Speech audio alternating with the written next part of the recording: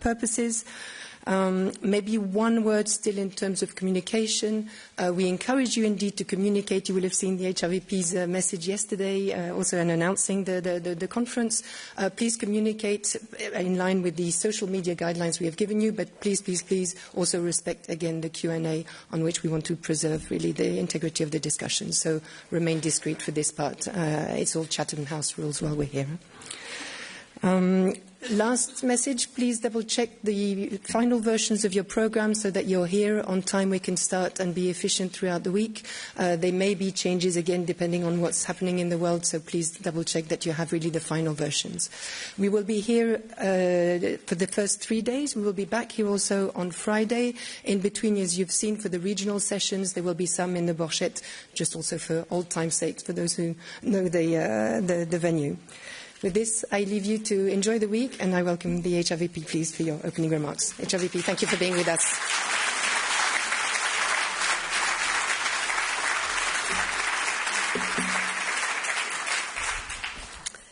Good morning. It's great to see everybody here, and it gives me great pleasure to open our annual EU Ambassadors Conference. So welcome everyone in Brussels, but also those who can't join us today in person and are connecting remotely. We had to organize this option last minute for our ambassadors in the Middle East and Gulf who could not travel or leave their post. And this is the real sign of times that we are living currently. Iran's subsequent attacks sow terror in the wider region with missiles and drones that unfortunately Ukraine has known for years already. If anyone was not feeling it before, then we feel it now that we are at the turning point. The premises that have guided global affairs for decades can no longer be assumed, be it in politics or international law. In this context, to advance the European Union's interests, it is critical we look at the wider perspective. That is why, what we will also seek during this conference over this week. As we reflect in our programme for the next few days, there are many angles to consider, from economic security to human rights. And in addition to the interventions of the Presidents Costa, von der Leyen and Metsola, we will also have many external guests to discuss these topics with. And I'm really glad to be here together with you. You represent Europe in the world today, but also what Europe can be in the world tomorrow. And at the time when growing Europe's geopolitical power has never been so important as it is right now, you are truly our greatest asset. So let me thank you for your engagement, dedication and commitment to serving Europe. I hope you find this week encouraging, stimulating, and I look forward to the exchanges that we have over the course of the days. So with this, I declare officially the EU Ambassadors Conference open.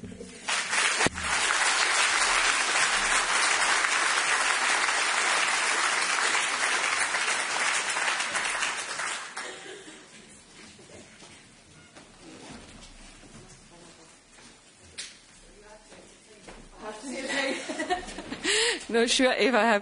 Good morning, everybody. It's a great honor for me to see you all. Thanks a lot, the High Representative, the Kaja, for welcoming everybody.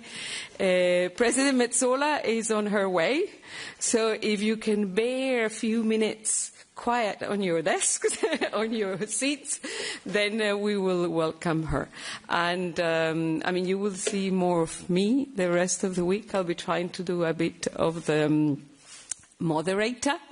We know the President Metsola will take a couple of questions. I know a couple of you have already indicated their wish to put their questions. I'm not sure yet if President von der Leyen will be taking questions. I'm in touch with her team because she might be pressed on time. So I will let you know closer to that. and we will keep you informed through the morning. But now, please bear with us, because we need to check if she's here. I think our High Representative was so efficient. That was excellent, excellent. Her true to herself. But voila, I'll leave you a few minutes to rest, and then we'll welcome the President.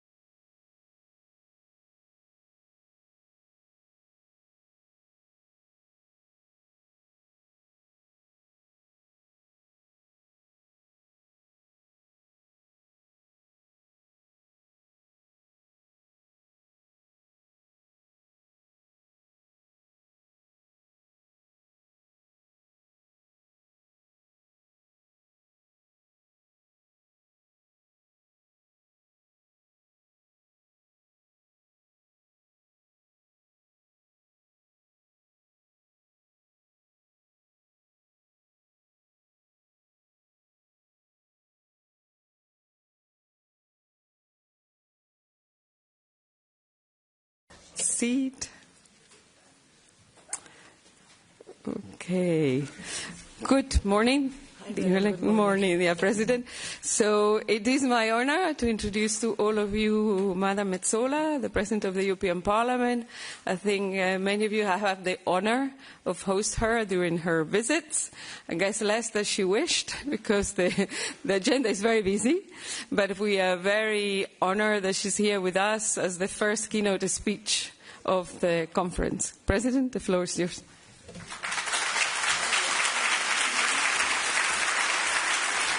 Thank you so much. Nice to be here. Nice to start a Strasbourg week in Brussels. Nothing better. So, High Representative, dear Kaja, dear ambassadors, dear colleagues, thank you for giving me a few moments of your time this morning. I would like to start by saying that we should not understate how serious the situation is, how crucial our next steps will be, or how important a role Europe will need to play. Every week, it seems, we are faced with a new geopolitical challenge, and we, as Team Europe, cannot be found wanting. Kaja and I sometimes, meet early in the morning and wonder what this week would bring to us, and how, when we found ourselves in these positions, how important it is that we work together. We are in a new world, a more unpredictable world, a more dangerous world. And for a union that operates very well on predictability and on certainty, the last months have been difficult, to put it mildly. In this new world, we no longer have the luxury of time to take decisions in the way we have always taken them and expect the world to understand. We need to start to see the world as it is rather than how we wish it to be. Meaning that where decisions need to be taken faster, we need to take them faster. And where a decisive stance or action is required, we need to take it without hesitation. We need the courage, I would say, to free ourselves from the habits that too often hold us back and pull in the same direction. Our message to the world is that they should not underestimate Europe's resolve, strength and willingness to act. We need to allow Europe to be seen as the credible actor that it is. Nowhere is that urgency clear or more clear than in our sustained and consistent support for Ukraine, where we understand that Europe's commitment as we enter year 5 since Russia's illegal invasion must match the level of the threat, and the threat remains clear, it remains present, and it remains very real. Ukraine knows that they can rely on Europe as they keep up the fight with immense courage and pride. And as we try to find paths to peace, our position remains unchanged. It must be a real peace, with integrity and with dignity, based on the principle that nothing about Ukraine without Ukraine, and certainly nothing about Europe without Europe. But we are only as strong as the next crisis, which is why how we continue to respond, and I will shift now to what is unfolding in Iran, is so important for Europe to get right. The events of the past 9 days have finally cracked open a window of opportunity for change. But they have also exposed how far a desperate regime clinging to the remnants of power is willing to go. Iran's attacks on the Gulf, including in the Strait of Hormuz and the Gulf of Oman, they are condemnable, they are unjustifiable, and they must stop immediately. Just as every member state must know for certain that we will stand together to face down any threat. And in this regard, we must continue to stand with the people of Iran. Their fight for freedom and the ability to choose their own destiny is not political, but existential. And let me point out that rarely do we see unanimity in our chamber. But our resolutions on Iranian protests have in the last years always come as close to that as possible. The Gulf countries are important strategic partners in these efforts. When I visited the United Arab Emirates for the EU GCC speakers meeting last year, we discussed between us the very risks that are now unfolding across the region, and it's as if to underline the urgency of those conversations, the Iranian regime attacked Qatar during that very visit. That is how quickly theoretical threats become real. It is the same conversations that we've had on our European neighbourhood. I don't think I have spoken to a single head of state, government or ambassador who does not agree with criteria-led merit-based enlargement as a geopolitical necessity. And yet, the Western Balkans, Ukraine, Moldova, they have been looking to Europe for years.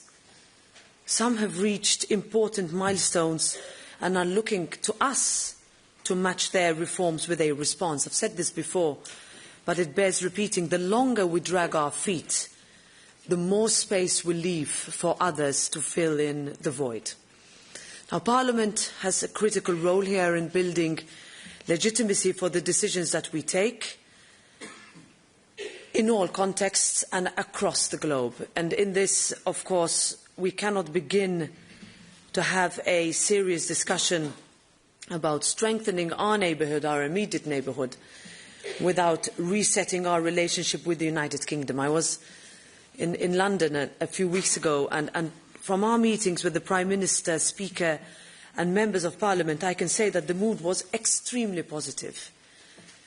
For the first time in a decade, if you will, there is a shared awareness that this is the moment to build new bridges, a real willingness to find pragmatic solutions that respects the decision of the British people while responding to the realities that we face today. And there is a window of opportunity to find a way forward that may not exist in perpetuity, and we should do well to seize it now. It is also that spirit that needs to guide the new transatlantic relationship. We have our disagreements, sometimes loudly, but the alliance will remain the backbone of our common security and trade. In the words of Thomas Jefferson, every difference of opinion is not a difference of principle. And that, in my view, is what our transatlantic alliance is about. It is why it endures. That is not to say we should be naive or that we should not be open-eyed to today's reality, because we must and we will continue to adapt to the best interests of Europe. Now, when I addressed this conference last year, I said that when you look to the European Parliament, you will find a reliable partner. And that has not changed. And I met a lot of you in run-up to today, and I promised to be candid, and I will continue to be candid in that vein. The next steps are far too important for us to get caught up in institutional divides. I understand that we each have our own channels, but a real Team Europe moves in tandem, not in parallel. I don't want members of the European Parliament at your heels. I want them to be by your side, because that is how we project through European strength across the globe. It was members of the European Parliament who led the difficult path to designate the Islamic Revolutionary Guard Corps as a terrorist organisation. It was members of the European Parliament who championed the idea of Ukraine's EU membership. They have built bridges everywhere with Moldova and the Western Balkans. They're engaged in Latin America and Asia and in Africa. And through our parliamentary networks with 160 national parliaments, our job is to pass messages and our job is to open doors. Trade agreements go through national parliaments, parliaments that we negotiate with and engage with every day. Our capacity building initiatives, democracy support work, interreligious dialogue efforts and EU election observation missions around the world, these earn the European Union and Team Europe credibility and respect. In international fora like the G7 and the G20, our relationships with lawmakers help move the European agenda forward. And our commitment to parliamentary diplomacy is only getting stronger. It is the reason why we made strategic choices to boost our presence in Washington, in the Western Balkans and in the Eastern Partnership countries, and why we have antennas in Latin America, in Asia, Africa and the United Nations. They are not extra. They are critical and they need to be seen as such, where ambassadors recognise their value and ability to open doors, because that is where Europe delivers the best. And I've seen it on the ground, how good it can be when we deliver at our best and where we are best regarded. I want to end on a hopeful note.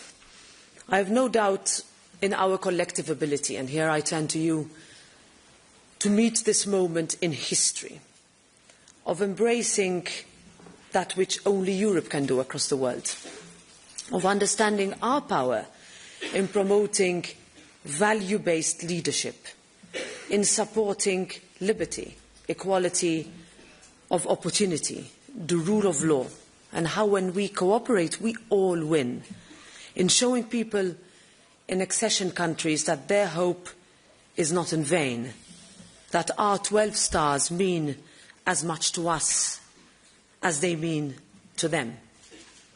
There is a reason why more and more countries wish to join the European Union.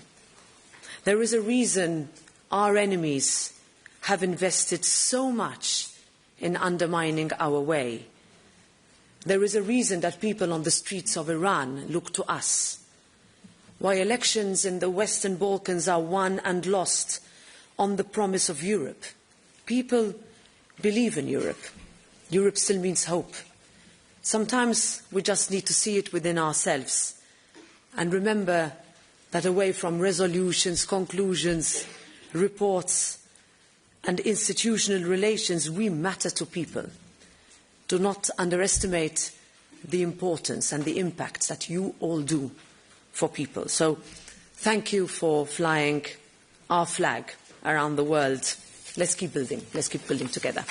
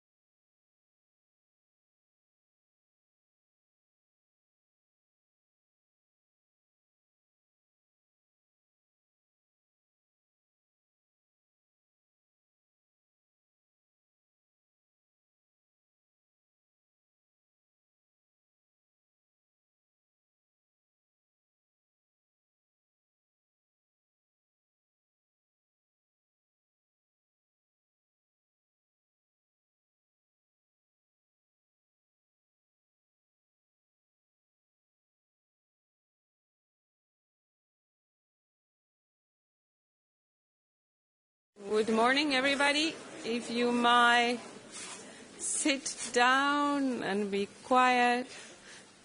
Thank you. Such a disciplined group. It's still Monday. Let's see how the weekends. But again, good morning, everybody. It is my privilege now to introduce the President of the Commission. We're very grateful that in her very busy agenda she's made time to be with all of you this morning.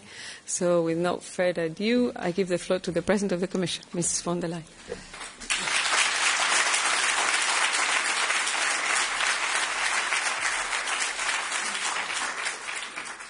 Thank you very much. Dear Kaja, dear Secretary General Leyen, ambassadors, ladies and gentlemen, it's such a pleasure to once again see so many of you in this room here. And I would like to start by thanking and paying tribute to all of those who could not be here in person. And I'm thinking in particular of those posted across the Middle East, working around the clock to get European citizens back home, to liaise with our allies and partners in the region, and to keep our own staff and their families safe. So I think from this room we can tell them, you represent the very best of our diplomatic corps and the very best of Europe.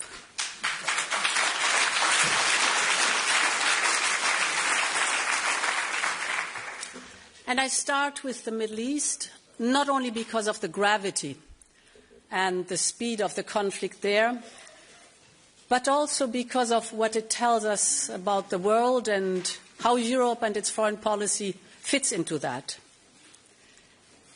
You will hear different views about whether the conflict in Iran is a war of choice or war of necessity. But I believe this debate partly misses the point, because Europe must focus on the reality of the situation, to see the world as it actually is today. And I want to be clear, there should be no tears shed for the Iranian regime. This regime has inflicted death and imposed repression on its own people. They slaughtered 17,000 young people. And this regime has caused devastation and destabilization across the region through its proxies armed with missiles and drones. And many Iranians inside the country and across Europe and the world have celebrated Ayatollah Khamenei's demise, as have many more people across the region. They hope that this moment can open a path towards a free Iran. And I think the people of Iran deserve freedom, dignity, and the right to decide their own future, even if we know this will be fraught with danger and instability during and after the war. And beyond this, we can now see a regional conflict with unintended consequences. And the spillover is already a reality today, whether on energy or finance, trade or transport, or the displacement of people. British military bases have been targeted in Cyprus, who I want to reaffirm our full solidarity with from this place. NATO troops have been called upon to shoot down a drone. Our citizens are caught in the crossfire. Our partners are being attacked. And I've been in touch with many of them across the region to express our solidarity and support.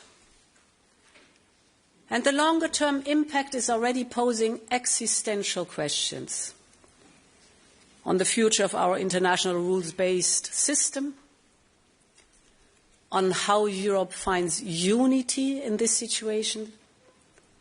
All of this shows how precarious the global situation is today, how diverse threats are, and how Europe will always be affected by what happens around the world. So the idea that we can simply retrench and withdraw from this chaotic world is simply a fallacy. I believe it is vital that we understand that this will shape our foreign policy for years ahead. Dear ambassadors, over the course of this year's conference, you will hear many descriptions of the state of the world, whether it is about middle powers or multipolar disorder. You will discuss the importance of the rules-based international system and, of course, the urgent need for its reform. You will exchange ideas about national security and economic security. All of this will feed into our work, in particular ahead of the new European security strategy that we are working on with the HRVP and our diplomatic service. But at the same time, these attempts to label today's world mask two tangible and structural realities which are far from important for Europe. The first is that Europe can no longer be a custodian of the old world order, for a world that has gone and will not return. We will always defend and uphold the rules-based system that we helped to build with our allies, but we can no longer rely on it as the only way to defend our interests, or assume its rules will shelter us from the complex threat that we face.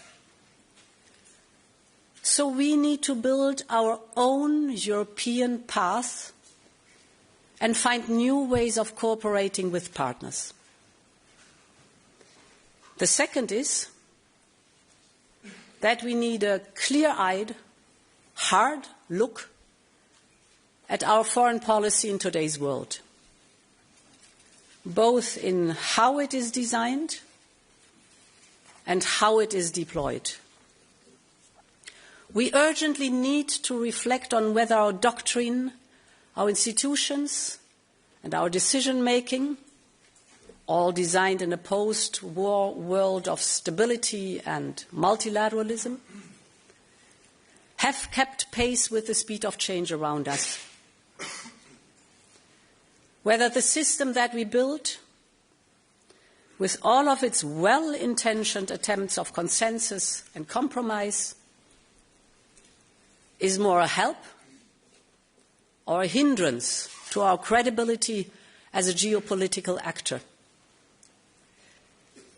I know this is a stark message and a difficult conversation to have, but I also know that many of you have felt this tension in your everyday work. The point is that if we believe, as I do, that we need a more realistic, a more interest-driven foreign policy, then we have to be able to deliver on it. And that is at the heart of my message today. Dear ambassadors,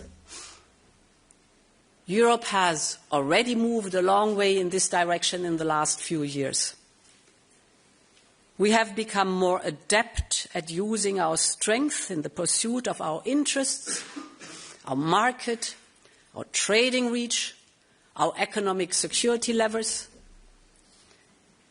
We have stood up forcefully when our member states were challenged, for instance, with Denmark in the case of Greenland. We are investing in our democratic resilience at home to counter foreign information manipulation. And above all, we have started a generational project, and that is European independence. The goal is to make ourselves more resilient, more sovereign, and more powerful. From defense to energy just these days, from critical raw materials to strategic technologies. Your work to deepen, de-risk, and diversify our partnerships around the world is invaluable to this. This is what independence looks like in today's world. It means not relying on a singular supplier for vital assets, from energy to defense, from semiconductors to vaccines, from clean tech to raw materials, just to name a few.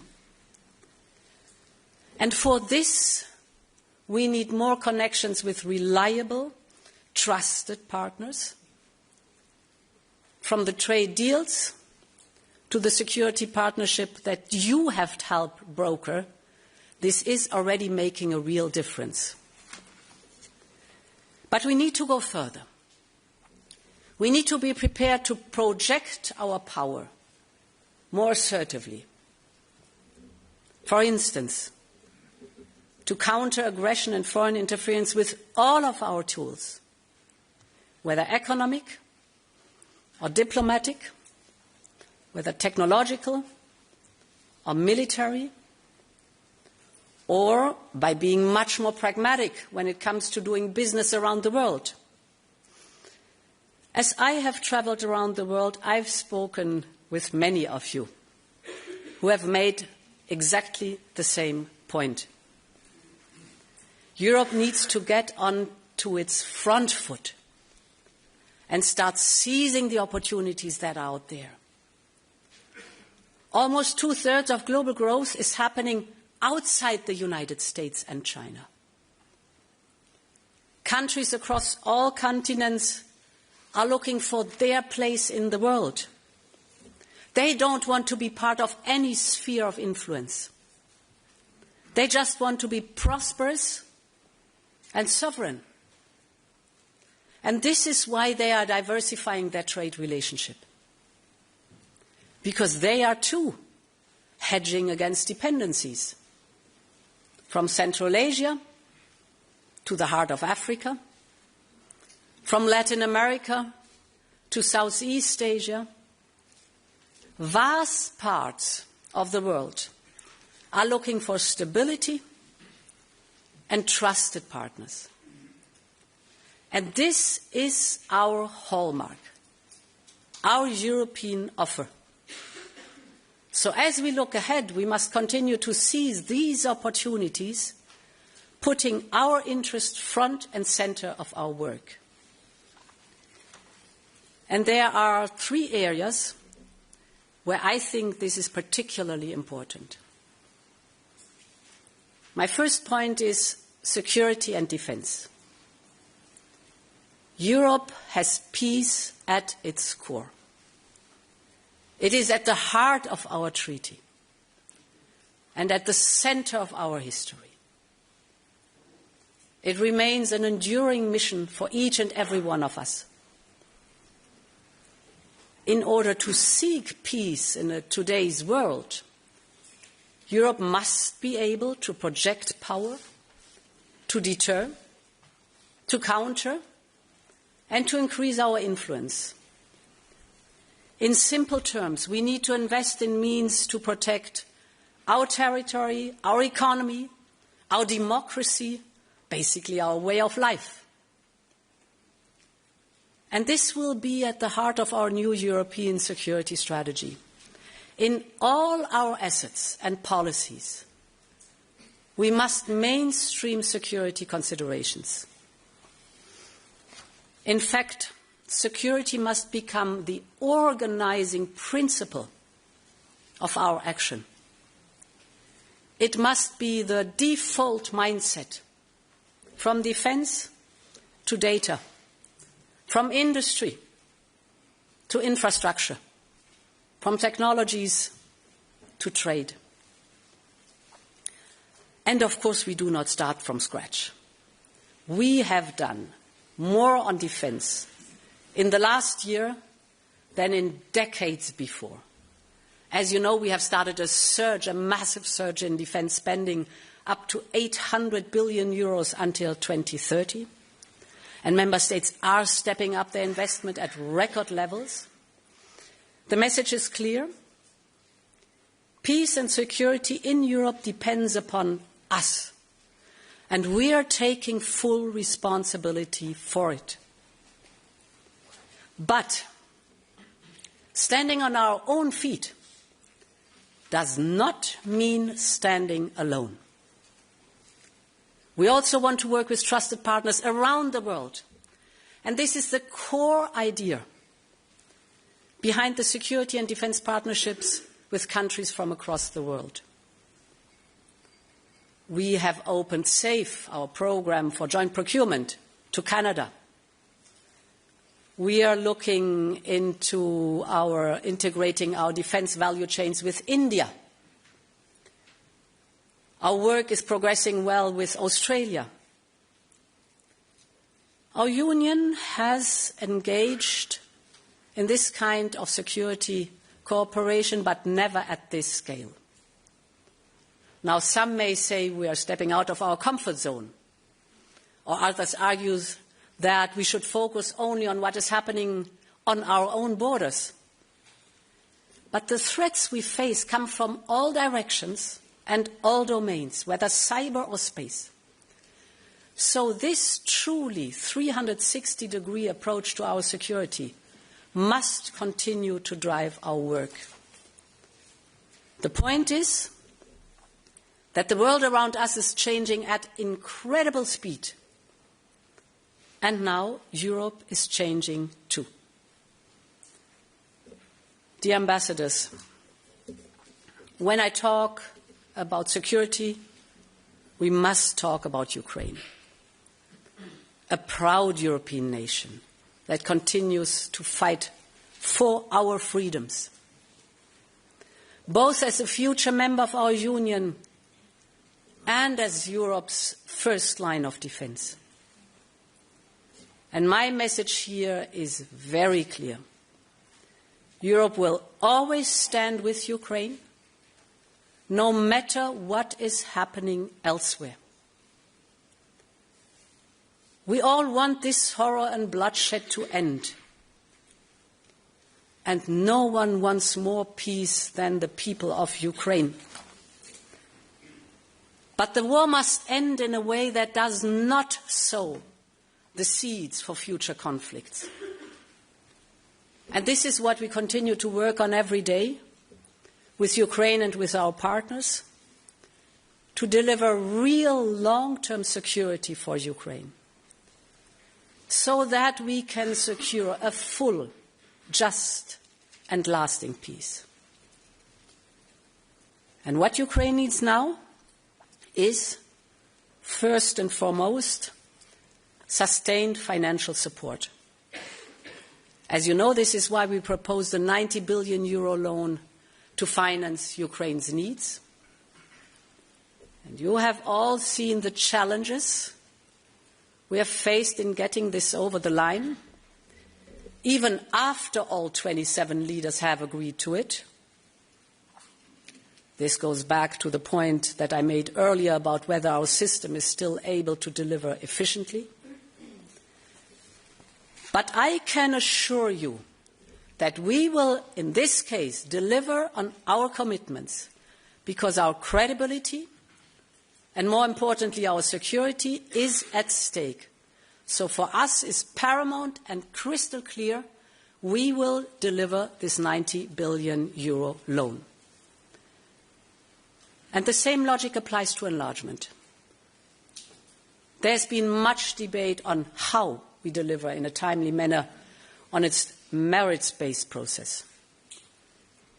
But it is of paramount importance that we get ready by bringing the Western Balkans, Moldova, Ukraine, closer to our union already now. Enlargement is not about ideology. It is a matter of European common interest and security. And we must be ready to deliver as soon as the time comes. Dear Ambassador, the second priority is trade and investment with the world. Because trade is not just economics, it is power.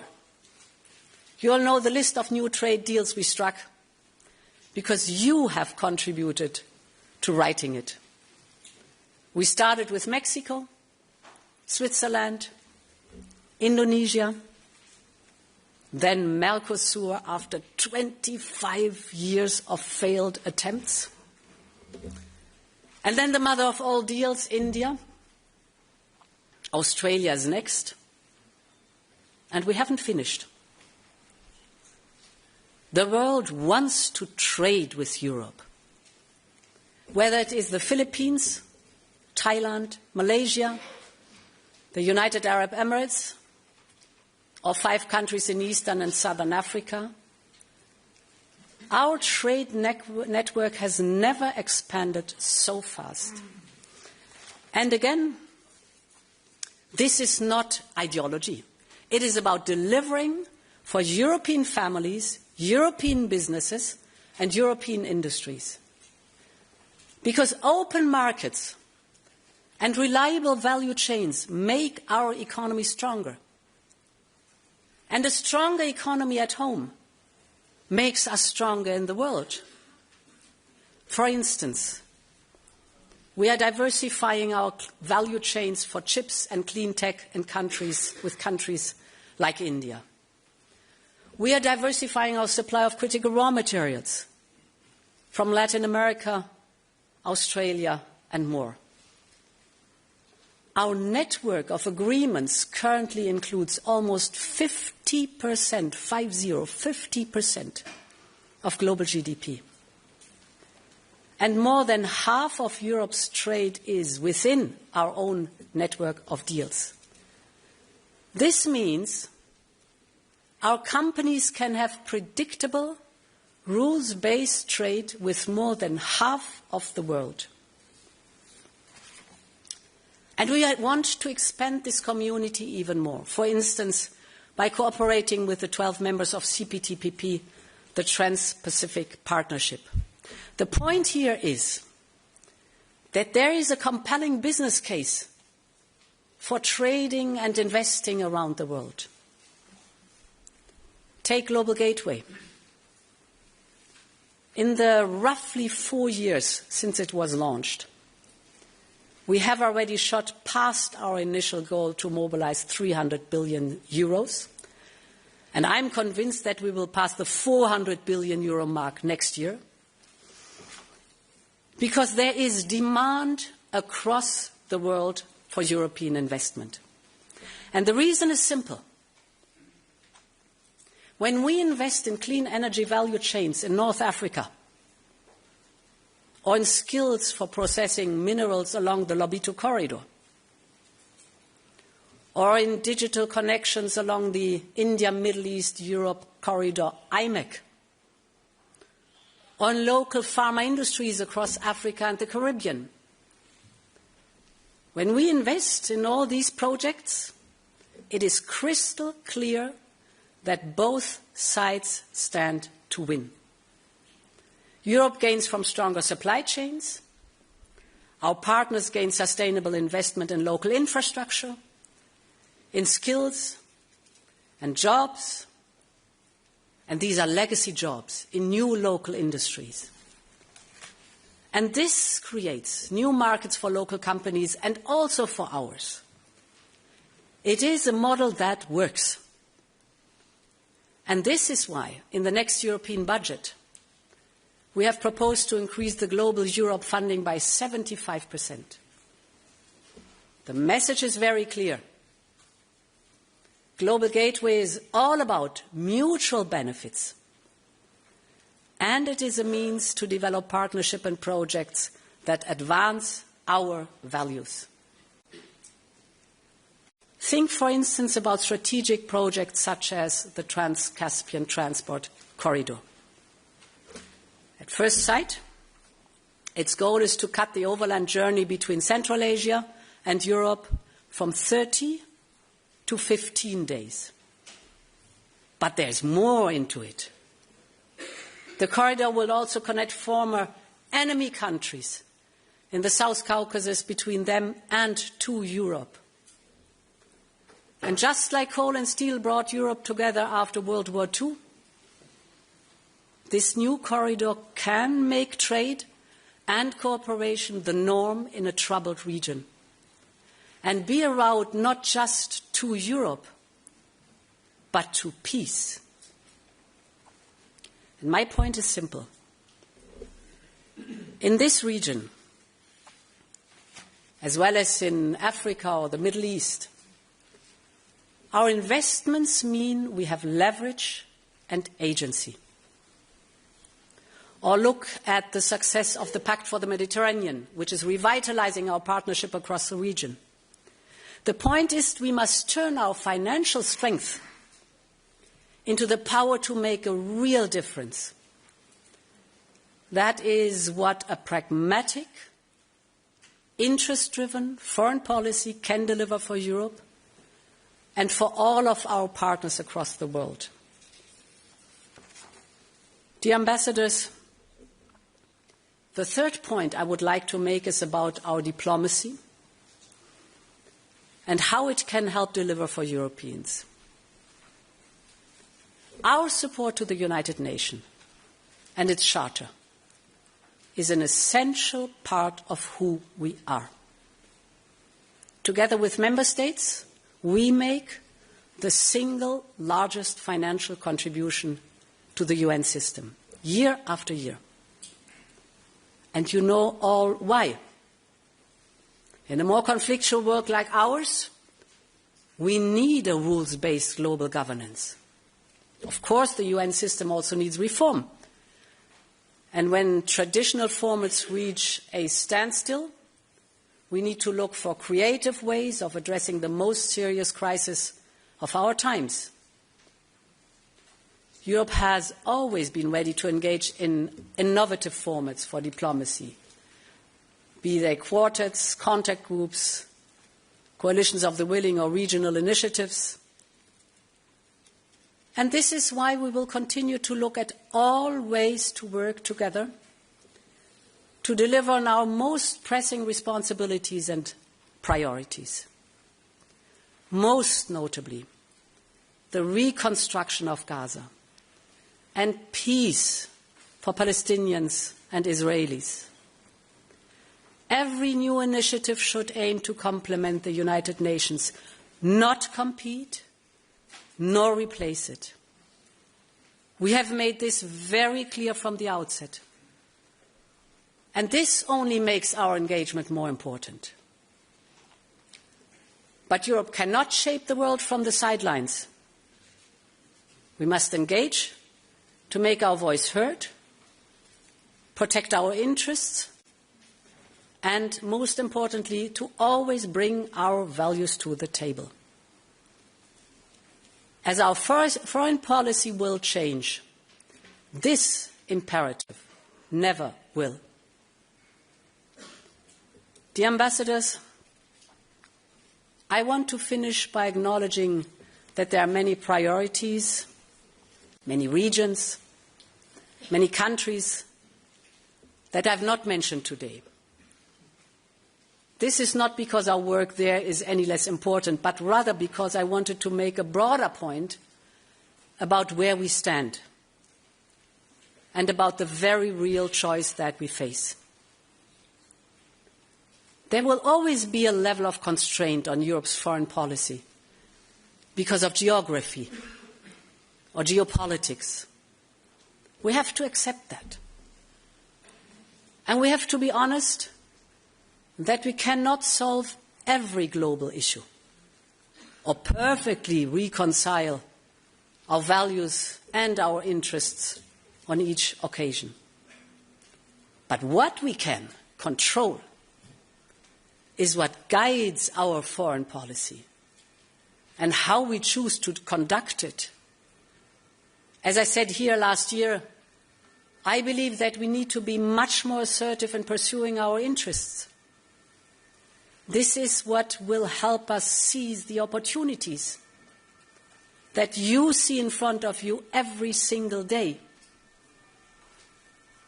But I believe that we also need to look very critically at whether our structures and tools are still fit for that purpose or for today's world.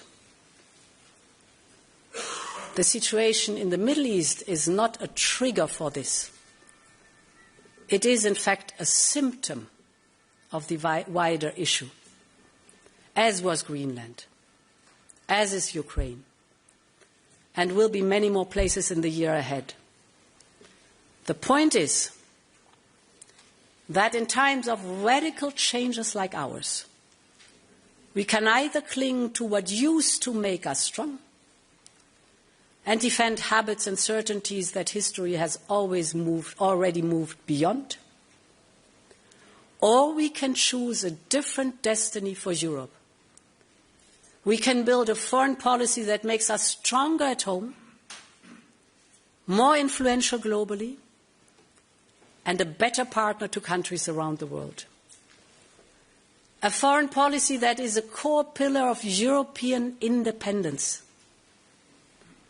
that protects our interests and advances our values, not with nostalgia or by mourning the old world, but by shaping the new one.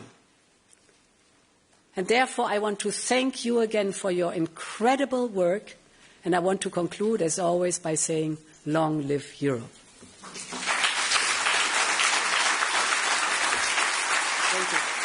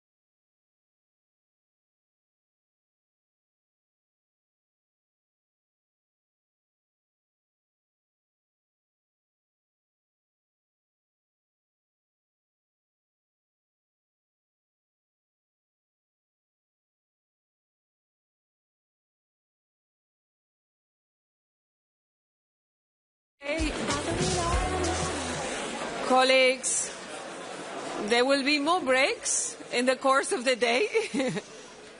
So I'm sure you will find a lot of opportunities to talk. Just a word of introduction on my side. I think the High Representative, the President already said it. We are very empathetic and very grateful to the colleagues who have stayed behind in the Middle East to hold the fort with everything that is happening, but also to Mariana, who stayed behind to prepare the visit of President Costa, and to Veronica in Kabul, who's stayed there, because there's also another crisis in Kabul, in case you hadn't noticed. So I know they're listening and they're trying to watch, so just to say that they're all in our hearts and in our minds. And without further ado, I give the floor now to our High Representative, and do note that this is just a speech. Tomorrow you will have a full session for Q&A. Thank you.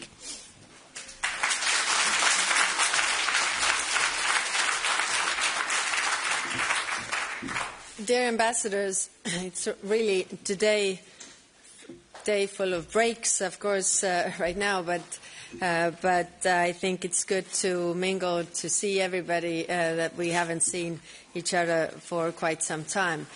We have been together for 1 year, and what a year it has been. The mandate started out promising unpredictability, but against all intuition, things are starting to feel more predictable. If only because we have become used to the feeling that Earth is shifting beyond our feet. This morning, you have already heard from the two presidents, with the third weighing in tomorrow. We all agree that the last months, and especially the last days, have enabled us to make out the contours of change quite clearly. Today's two preeminent global crises in the Middle East and in Russia's war aggression against Ukraine are directly related because they share a foundation, the erosion of international law. This escalated when Russia, a permanent member of the UN Security Council, invaded its neighbor with impunity. That did not go unnoticed. Instead, it sent a signal around the world that there is no more accountability for one's actions. The rule book has been thrown out of the window. Without restoring international law, together with accountability, we are doomed to see repeated violations of the law, disruption and chaos. We see this in the Middle East as we speak. There's also no end in sight for Russia's full-scale aggression in Ukraine. China has been preparing the ground for decades to reimagine the world in its own image.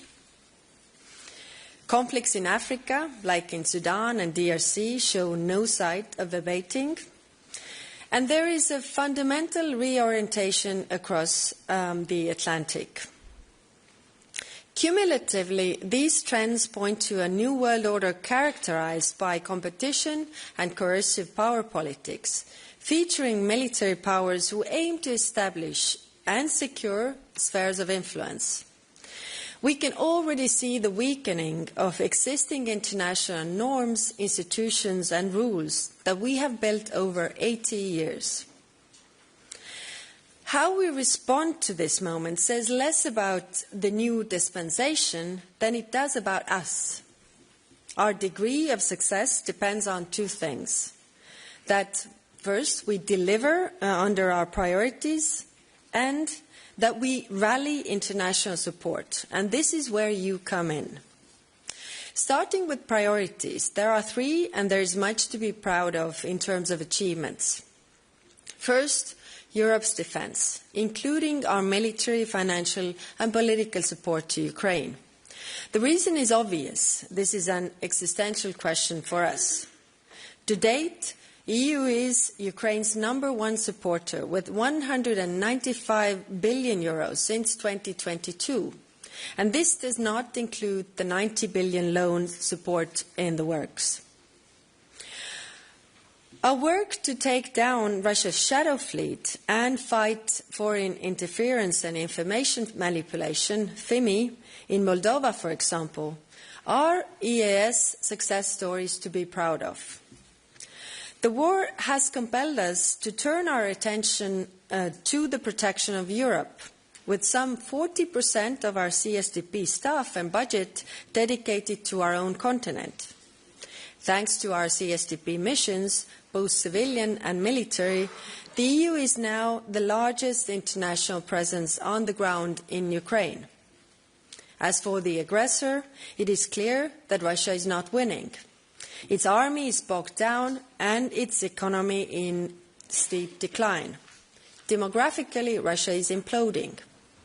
Indeed, the greatest threat Russia presents right now is that it gains more at the negotiation table and by cognitive warfare than it has achieved on the battlefield. And that is why, just as important as having a seat at the table, is knowing what to ask for when you are at the table. Russia's maximalist demands cannot be met with minimalist response. It's just common sense. If Ukraine's military is to be limited in size, Russia should be too. Where Russia has caused damage to Ukraine, Russia should pay. No amnesty for war crimes or crimes crimes of aggression, and return of the deported Ukrainian children. And this is under assumption that Russia wants peace. But the dark reality is that there are zero indications Russia wants to end the war. Saturday's massive strikes on Ukraine, which again killed many civilians, make this abundantly clear. On the contrary, everything we see points to the conclusion that Russia wants to expand the war. So we are also rearming to strengthen Europe's ability to defend itself. We do this bilaterally, but also together with our friends across the town over at NATO, by developing a stronger European pillar in the alliance. Deterring war is cheaper than fighting it. And for this reason, I'm also working together with the Member States and President von der Leyen on a new comprehensive approach to address all dimensions of European security, from economy to preparedness, from technological autonomy to defence-related issues. The second priority is the stability of our neighbourhood. Enlargement has been described as the Union's most successful foreign policy, extending the area of stability, peace and prosperity. It must remain merit-based. But in the current context, we need to step up the pace. Enlargement is a geopolitical choice. And it seems that our citizens understand this. We see from Eurobarometer data that more citizens support enlargement than worry about uncontrolled migration, for example. But it is up to us to keep telling the enlargement story. Enlargement is the antidote to Russian imperialism and a sign that the most ambitious multilateral project in history, the European Union, is here to stay.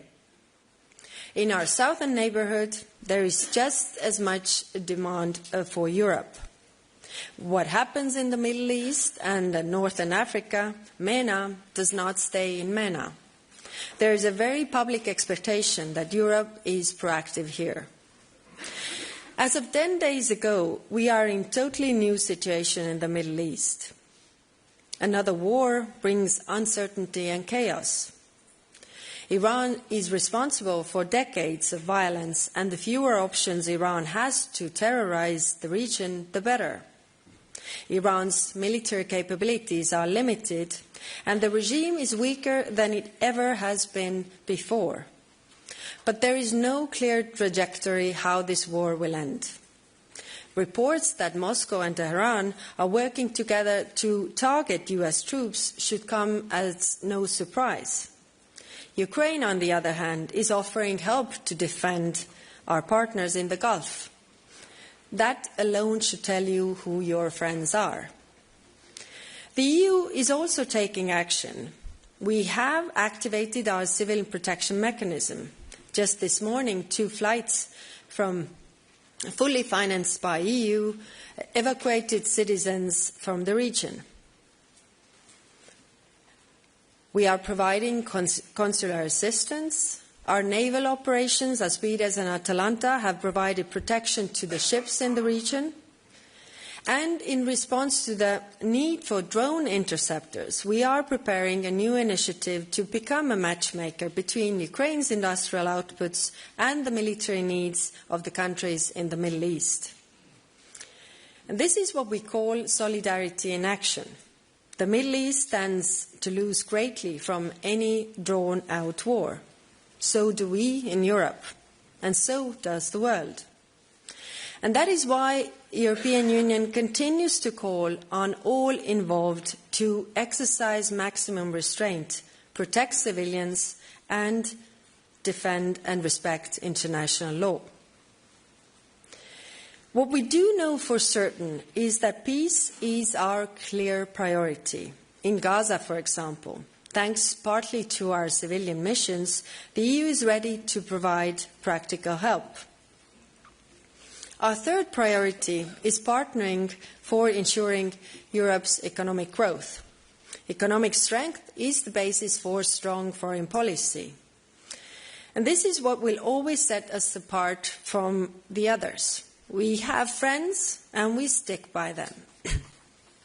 We have just vastly expanded our free trade area in the world by virtue of agreements Mercosur and India, taking in close 2 billion consumers. 76 countries around the world are already covered by EU trade agreements, with upcoming deals for Mexico, soon hopefully for Australia and others.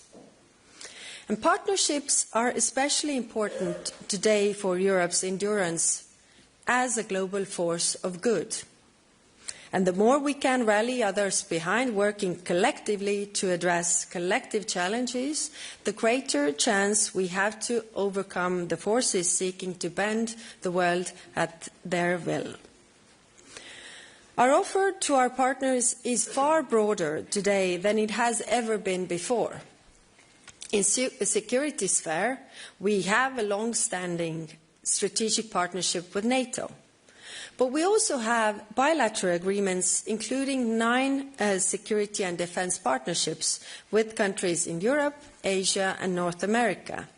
And later this week, I will sign the 10th with Australia and subsequent ones with Iceland and Ghana in the coming days. And there are many interested countries knocking at our door. A growing number of countries around the globe are seeking to diversify their partnerships to manage the heightened risk. Like us, they seek stability and collective action to address collective challenges. And like us, they have learned that dependencies make us weak and give undue leverage to those who seek to carve the world into spheres of influence. And like us, they understand that rules-based international order is vital to avoid inevitable anarchy and suffering the world would come from this. Dear colleagues, while the international demands are clear and the European response is understood, the very act of defining priorities implies that in some areas, functions and duties that we have worked in the past are less critical today. We are facing challenges unprecedented in the history of the European Union. This means we need to streamline our presence in the field toward greater relevance and to put our resources where they are most needed. We will be present, but in some places with a lighter footprint. This modernisation of our EU delegations network will go into effect with this year's rotation. The same goes for headquarters. As an organisation, we must become more agile, more flexible how we deploy staff, while being fully aware of the budgetary constraints. But what I do want you to do is circle it back to you. Because when everything boils down, you are still the greatest resource Europe has in the world today. You are essential for Europe to achieve its priorities and grow its geopolitical reach. So I want you to know how much I appreciate your work. The EU ambassadors heading our delegations, you are on the front line. You see the macro challenges I spoke of at a country level under a microscope in our relations with partners. Many of you operate in fragile environments, and some in the context of open conflict. You see firsthand how dangerous the world is becoming, and you deal with it on the spot. Like you, I take my duty of care very seriously. We stand ready to support and assist you, your staff and your families in difficult circumstances. I'm thinking today especially about those of you turning in from countries in the MENA region and Ukraine, as well as those who continue to serve the Union elsewhere in the midst of active armed conflict or extreme political pressure. In the current context, not only has your work become more relevant, but it requires more diplomatic skill, sophistication and savoir-faire than it did just even a year ago. In your work as flag bearers around the world, I want to draw your attention, and that of us here in headquarters, to 7 principles. And these are important guidelines for all of us serving the Union, whether at home or abroad. First, the name of our organisation is the starting point, the European External Action Service. So we must develop a bias for even stronger action. We all need to be faster in our procedures and in coming up with fresh ideas. Second, we must think big. I mean, think globally to look for opportunities where EU can act for the common good, but also for the EU's good. For instance, by the time my mandate ends, there will be 400 million more digitally savvy young people in Africa, all looking to engage. How can we harness this energy for win-win? Many of you already think big and can serve as an example to others. Third, we must occupy the space diplomatically. Build coalitions with friends, but also not so like-minded partners. Get out of our comfort zones. Listen to the concerns of others. This is currency for their taking our concerns into account. An example from Latin America. If we want others to hear our concerns on Ukraine, we need to acknowledge the regional concerns Haiti represents. This allows us then to reach out to countries when in need in their help in New York, Geneva, Vienna or Nairobi. We have to always nurture those relationships on a day-to-day basis. Fourth, we would all benefit from working more closely with colleagues. The one delegation approach is part of how best to use all the EU resources we are stewards of. So if you are posted to a country with other institutional members of the EU family, like ECHO colleagues or the EIB, embrace them as part of the team. But I also mean your colleagues within the region. Meet up with regional gatherings, draft joint reports, take long collective view, come up with joint prospects and proposals. I know this is well-entrenched best practice among colleagues working in Europe and Central Asia. And fifth, we need to communicate with verve, with style, in a way that touches the hearts of your host country nationals and officials alike. Use our considerable soft power and tell the European story. What the EU does for the country. Involve the member states whenever possible. Many of you already do this, and very well, I might add. I know of the issue of the communications budget, and I'm confident that progress has been made. We must promote what we do. 6, let's not forget the strands of our DNA, made up of human rights and international law.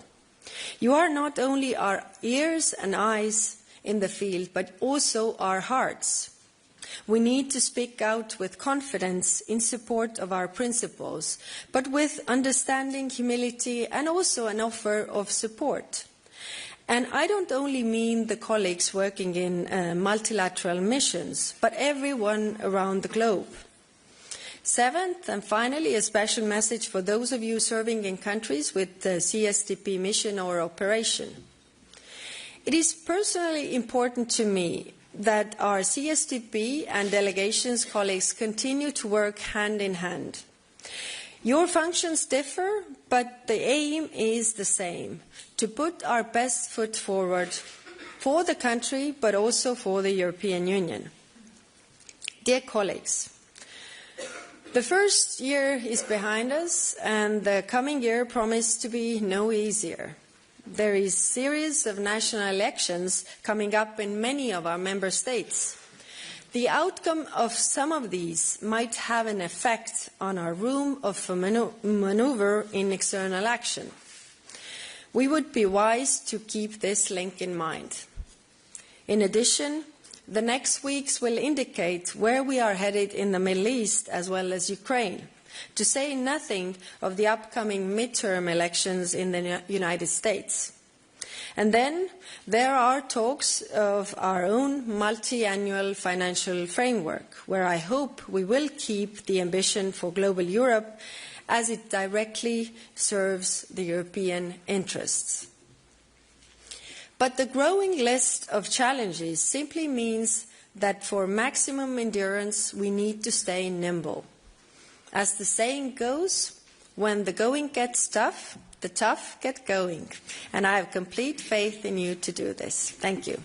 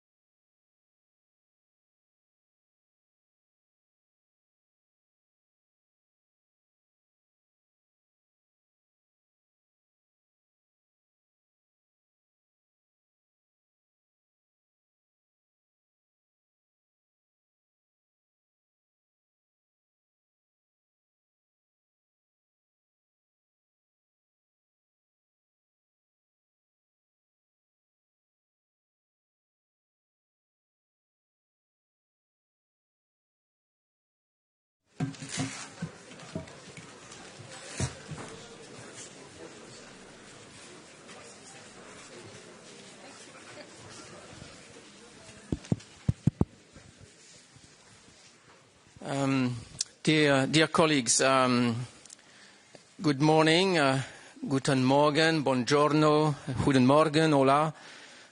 As you can see, I feel a bit compelled to bring in a bit of European linguistic diversity for this session, which may otherwise look a bit too franco-français. As you know, it was not meant to be like this, but nevertheless, and switching to French, nous sommes très honorés, Monsieur le ministre, de votre présence aujourd'hui. Vous êtes le ministre de l'Europe et des Affaires étrangères. Et le titre de votre fonction couvre parfaitement le thème de cette session sur l'Europe et les affaires étrangères et la place de la diplomatie dans ce monde en changement. Avant de vous passer la parole pour votre allocation introductive, en préalable à la session de questions et réponses, permettez-moi de dire quelques mots. Nous avons eu ce matin la présidente Roberta Metsola, la présidente Ursula von der Leyen et la haute représentante Kaja Kallas qui nous ont présenté un peu l'environnement et le paysage en turbulence dans lequel nous vivons et les enjeux qui se posent pour la diplomatie européenne. Quel sens donner justement à la diplomatie européenne dans cette période de turbulence et de rupture, comme l'a dit le Premier ministre McCartney? Quel sens donner à la diplomatie lorsque ce sont les messages sociaux et les missiles qui prennent la place avant les émissaires? Le retour des impérialismes russes, chinois et nouvellement américains qui se fait aux dépens des intérêts et des valeurs défendues par l'UE et ses États membres.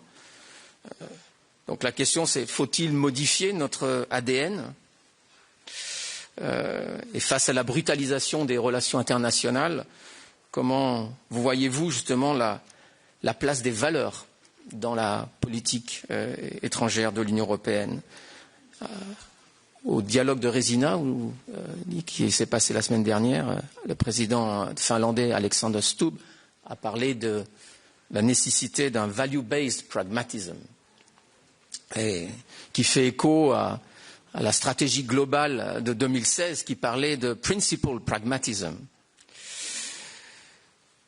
La question aussi, faut-il on vient d'avoir un European Industrial Accelerator Act. La question, est-ce qu'il nous faudrait un EU Diplomatic Accelerator Act? Donc ce sont des questions que vous serez certainement invités à adresser et à couvrir dans votre discours. Mais laissez-moi peut-être, avant de vous passer la parole, dire quelques mots sur vous, car votre biographie épouse étonnamment bien les enjeux de notre temps. Vous êtes économiste de formation, diplômé de HEC et de Sciences Po, et comme disait un président américain, it's the economy is stupid. Vous avez été professeur à HEC. Votre expérience inclut une solide expérience américaine. Donc vous avez été un observateur privilégié du continent américain. Vous avez été professeur au MIT et aussi lauréat du programme Young Leaders de la French American Foundation. Donc vous serez certainement interrogé sur les États-Unis et leur trajectoire. Vous avez été également député pour le parti Le Modem des Yvelines à l'Assemblée nationale. Vous avez été vice-président de la commission des finances. Donc vous connaissez aussi la problématique des moyens qui s'impose également au niveau européen, puisque nous sommes dans la négociation sur le cadre financier pluriannuel de l'UE. Et vous avez été également ministre délégué au numérique. Et donc vous avez certainement un regard informé sur les bouleversements des technologies de rupture. Donc votre parcours de vie, votre biographie vous place vraiment au cœur de tous ces sujets qui sont pertinents pour pour l'Union européenne et son action. Et sans vouloir tarder, je voudrais vous inviter à partager vos remarques introductives avant une question-réponse avec nos collègues. Merci beaucoup.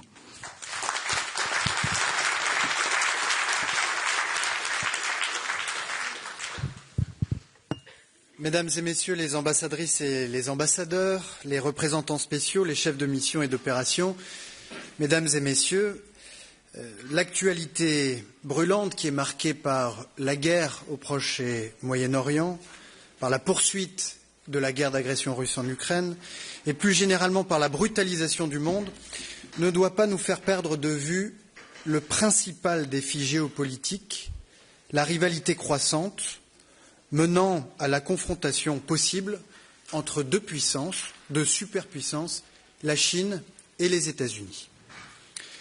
Soyons lucides, la force n'a jamais disparu des relations internationales.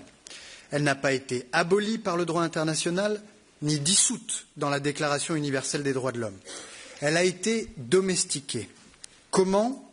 Eh bien, en faisant en sorte que ce qui est fort soit juste, conformément à l'intuition de Blaise Pascal.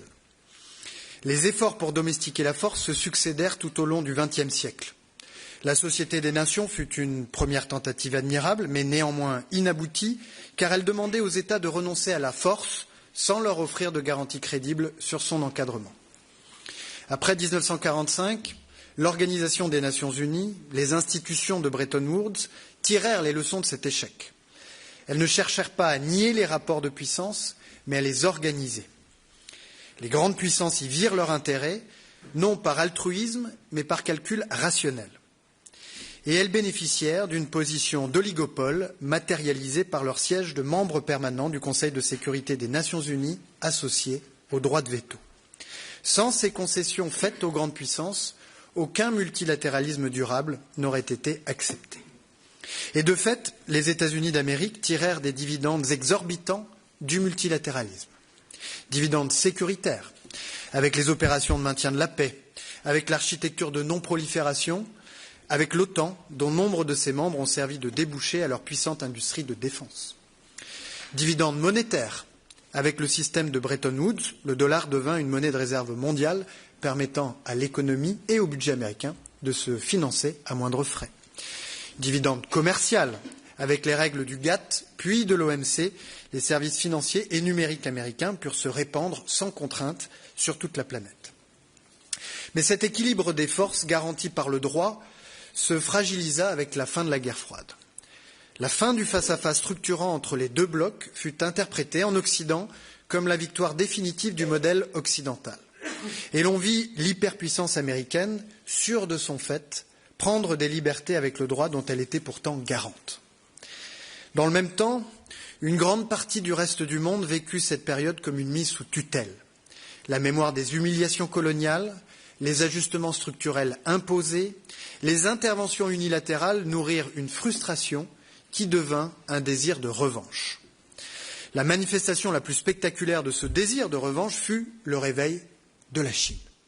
Une civilisation millénaire convaincue d'avoir été reléguée au rang de périphérie. Et en moins d'un demi-siècle, sa part dans la richesse mondiale passa de 2% à 20%. Cet essor sans équivalent dans l'histoire permit à des centaines de millions de personnes de sortir de la pauvreté. Il s'accompagna d'une industrialisation phénoménale et d'une montée en gamme technologique guidée par le primat de l'efficacité.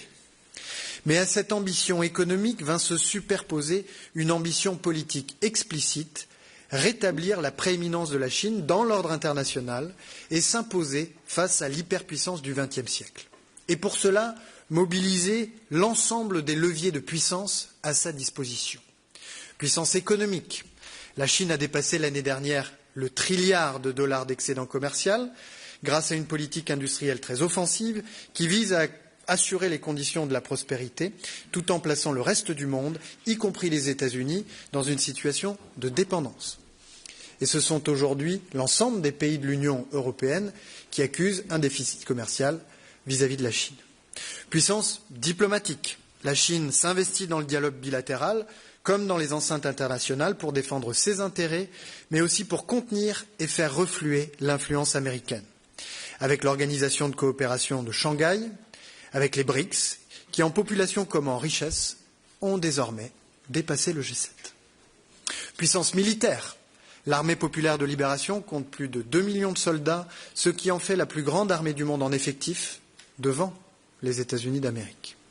L'objectif semble clair, s'imposer comme puissance centrale en rattrapant, puis en dépassant les États-Unis. Au fond, la Chine veut redevenir ce qu'elle estime jamais n'avoir dû cesser d'être, l'empire du milieu. Et à Washington, la Chine est présentée comme le défi géopolitique le plus déterminant pour les États-Unis. Des mesures de plus en plus confrontationnelles sont adoptées. C'est l'annonce de droits de douane allant jusqu'à 145%, l'interdiction du réseau social TikTok, des restrictions de visa pour les étudiants et les chercheurs chinois, l'inscription sur la liste noire d'un grand nombre d'entreprises chinoises, le renforcement massif de la présence militaire américaine dans l'Indo-Pacifique, la tentative de rapprochement avec la Russie dans l'espoir de détacher Moscou de Pékin dans une manœuvre diplomatique inversant celle de Nixon. L'ensemble de ces mesures dessine une stratégie assumée, contenir la Chine et éviter qu'elle ne supplante les États-Unis d'Amérique. Chacun des deux grands acteurs de ce duopole développe d'ailleurs une vision alternative à celle de la Charte des Nations Unies pour ériger un ordre international nouveau au sein duquel il jouerait naturellement le premier rôle. La Chine promeut depuis septembre 2025 l'initiative pour la gouvernance mondiale. Et quant aux États-Unis, ils ont créé un Conseil pour la paix, le Board of Peace, avec pour responsabilité principale la paix et la sécurité du monde, à Gaza comme ailleurs. Tout semble donc se passer comme si un choc majeur entre la Chine et les États-Unis était à terme inéluctable, avec des conséquences très lourdes pour le reste du monde et donc pour nous-mêmes. Au mieux, le monde pourrait glisser vers un partage en sphères d'influence, un duopole sino-américain imposant ses règles, ses normes et ses dépendances dans deux hémisphères différents. Au pire, la rivalité pourrait basculer dans une confrontation ouverte entre deux puissances dotées, membres permanents du Conseil de sécurité. Ce choc est-il vraiment inéluctable? N'avons-nous plus qu'à choisir notre camp et à subir? Je n'y crois pas. Car dans ce système d'équations par nature complexe, il y a une variable inconnue et qui peut tout changer. Cette variable inconnue, c'est l'Europe. Oui, l'Europe est la grande inconnue de l'équation stratégique mondiale. Parce que la résistance à la brutalisation du monde s'organise ici, en Europe. Et de l'Asie du Sud-Est à l'Amérique latine, en passant par l'Afrique, des peuples libres et désireux de le rester attendent que l'Europe se lève et montre la voie de l'équilibre. Elle est attendue par des États de plus en plus nombreux, attachés à leur indépendance, qui refusent toute logique de bloc et montrent qu'une architecture de sécurité collective fondée sur le dialogue est possible et qu'elle passe aujourd'hui par une Europe forte. Oui, l'Europe est la grande inconnue de l'équation et à bien des égards une variable que certains préféreraient voir disparaître. Une variable que l'on cherche parfois à effacer. Côté chinois, les autorités cherchent à effacer l'Europe en cultivant par priorité des relations bilatérales avec les pays européens et en faisant l'impasse sur les institutions de l'Union autant que de possible. Côté américain, l'effacement est théorisé explicitement dans la revue nationale stratégique publiée le 5 décembre 2025. L'Europe y est décrite comme un continent condamné, je cite, à l'effacement civilisationnel. La vérité est ailleurs. Une Europe éclatée serait une Europe plus facilement vassalisée. Non, l'Europe n'est pas au bord de l'effacement civilisationnel. La civilisation européenne est ineffaçable. C'est une civilisation de l'esprit. L'Europe est cette forge de l'idée, selon l'expression de Stefan Zweig, où furent frappées, à partir du sang et de l'esprit de nations latines, germaniques, anglo-saxonnes et slaves, certaines des plus grandes pensées du monde. Des idées qui changèrent le cours de l'histoire. Et s'il est vrai que l'Europe a donné au monde le pire et le meilleur, c'est précisément ce qui la rend aujourd'hui adulte. L'esprit européen est un esprit de résistance contre tous les totalitarismes.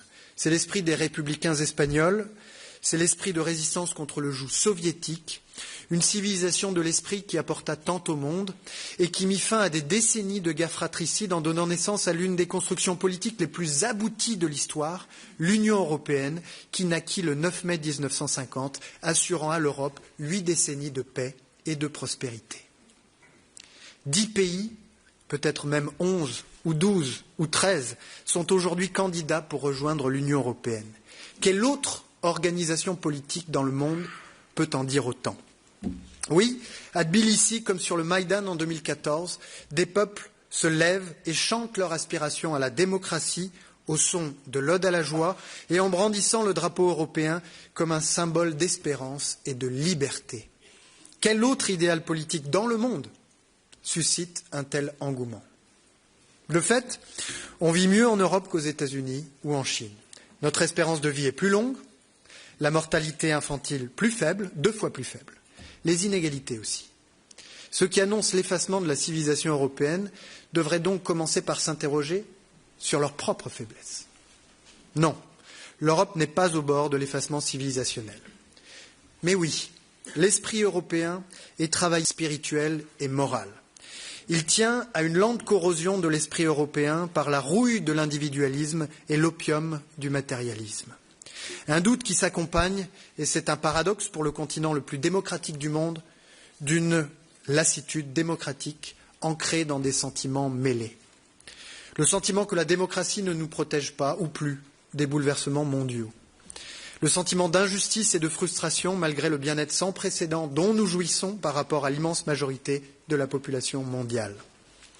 Le sentiment que les citoyens ne sont pas entendus, que les sujets qui leur tiennent à cœur ne sont jamais traités et qu'une élite lointaine, à Paris, à Bruxelles, décide à leur place sans leur rendre de compte. Cette lassitude démocratique n'est pas tombée du ciel. Elle résulte de décennies d'aveuglement des élites face à un monde en bouleversement, de leur déni face à la colère légitime des classes moyennes et populaires, fatiguées d'être méprisées et mises à l'écart. Le président de la République l'avait dit en 2024 à la Sorbonne, le chancelier allemand l'a répété il y a quelques semaines, rien ne garantit aujourd'hui que nous vivrons encore au sein de l'Union européenne dans 10 ans. L'Union européenne, notre organisation politique, est en danger. Rien n'est perdu, mais l'Europe ne se relèvera que si elle conclut un pacte nouveau avec les peuples. Des peuples qui aspirent à maîtriser leur avenir, qui aspirent à la souveraineté. Non pas une souveraineté illusoire, repliée et solitaire, mais une souveraineté européenne véritable. Des peuples qui n'acceptent ni les capitulations face aux guerres d'invasion, ni le renoncement dans les guerres commerciales. Des peuples qui attendent de l'Europe qu'elle protège, qu'elle défende et qu'elle maîtrise ses frontières, contre toutes les menaces, contre toute forme de concurrence déloyale, de coercition économique, de chantage énergétique, contre toute ingérence étrangère dans les processus électoraux de ses États membres. Que l'Europe tienne bon, qu'elle tienne ferme et qu'elle sache dire non. Non aux États-Unis quand ils s'en prennent à ce qu'elle a de plus intime, sa démocratie ou son intégrité territoriale. Rappelons que les États-Unis ont un besoin vital de l'Europe. Les grandes entreprises du numérique réalisent 1/4 de leur chiffre d'affaires et sans doute la moitié de leurs profits sur notre continent. Les pays de la zone euro détiennent 3 000 milliards d'euros d'actifs de plus que les Américains n'en détiennent en Europe. Personne ne sort jamais gagnant d'une guerre commerciale. Et j'ajoute que nous disposons d'instruments très puissants pour nous défendre contre toute atteinte à nos intérêts essentiels, qui nous permettent de restreindre l'accès aux marchés européens et refermer nos marchés publics. Dans ce contexte, les peuples de l'Europe attendent d'elle qu'elle se saisisse pleinement de la ligne donnée par le président de la République dans ses discours à la Sorbonne, celle de l'autonomie stratégique. Clause de sauvegarde pour l'acier, protection des ferroalliages, préférence européenne dans les instruments européens de la défense, projet capacitaire commun, soutien à la Moldavie contre les tentatives d'ingérence, nouvel emprunt commun pour soutenir l'Ukraine. L'Europe se réveille, mais elle doit accélérer car il reste peu de temps. Pour cela, la diplomatie européenne doit se renforcer. Nos coopérations doivent se renforcer. La coopération consulaire et de gestion de crise, capitale pour protéger les Européens, nous le constatons aujourd'hui au Moyen-Orient et dans les cas de détention arbitraire de nos ressortissants. La coopération entre les institutions et les États membres. En la matière, votre rôle de coordination et d'impulsion pour que chacun joue en équipe Europe est primordial, pour que sur le terrain, chacun contribue efficacement à mettre en œuvre notre politique commerciale, notre politique de partenariat. Renforcer la coopération aussi face aux attaques informationnelles. En Géorgie, c'est l'ambassadeur Pavel Hersinski qui est pris pour cible de façon honteuse, comme ses collègues allemands et français. En Arménie, c'est la mission OIMA et la représentation française qui sont diffamées. Au Niger, en Russie, en Biélorussie, au Venezuela, les exemples malheureusement ne manquent pas. Et quand des ambassadeurs de l'Union sont visés, c'est toute l'Europe qui est attaquée. Je veux également souligner le rôle des chefs de mission de PSDC. Ces missions sont un outil de coopération opérationnelle, mais aussi de partenariat politique. La capacité du SEAE à proposer des missions PSDC, civiles et militaires, est une grande force. Elle doit être pleinement mobilisée et nous ne devons pas hésiter à réfléchir à de nouvelles opérations PSDC, si nécessaire, notamment à l'avenir pour le Liban. Je mesure aussi la concurrence institutionnelle à laquelle vous êtes confrontés et le risque de voir le SEAE traité comme une direction générale parmi d'autres. Ce n'est pas la conception française de votre rôle. C'est grâce à votre statut hybride, inscrit dans les traités, que vous avez été si efficace dans la lutte contre la flotte fantôme, sur Gaza, sur les sanctions contre la Russie et le soutien à l'Ukraine. Vous pouvez compter sur la France pour défendre votre rôle. Et nous comptons en retour sur un SEAE fort. Un SEAE qui s'affirme au sein des institutions, en coordination étroite avec les États membres et qui veille à rappeler les compétences propres de chaque institution, notamment dans la future stratégie européenne de sécurité. Et c'est le lointain successeur de Robert Schuman, ministre des Affaires étrangères de la France, qui le dit, fidèle à son héritage politique et spirituel. La Commission doit s'astreindre au respect le plus strict de la subsidiarité, de la lettre et de l'esprit des traités. Et de ce point de vue-là, l'article 18 du traité de l'Union européenne est limpide. La haute représentante conduit la politique étrangère et de sécurité commune de l'Union. Elle contribue par ses propositions à l'élaboration de cette politique et l'exécute en tant que mandataire du Conseil. L'obéissance au traité, le respect de la subsidiarité, c'est la condition de l'efficacité européenne.